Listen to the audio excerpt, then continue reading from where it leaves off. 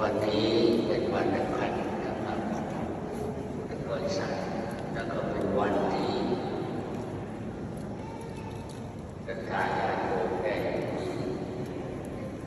มีความเลื่อมใสในพุทธศาสนาเมธัมมังสารนังกัจฉามินาเตยัมเมสังฆังสารนังกัจฉามิปัญจวัคชิโนนาโทปะโตสัมโพธิพุทธังวัจจตุสัจจะปะกะเสสิอัมมัจจะกัปปะวะตายิเยเตนะสัจจะปัจเจนะสัมเมนะนาปะมะยันโตสัพพะพุทธานาโมติสัมมานานาโตตันตันนาโมมะหะเรโน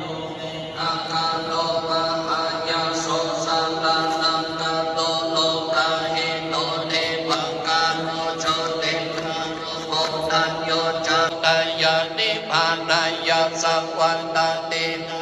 มาจัสสะปิกเวปัจฉิมาปฏิปัฏฐาตถาคติ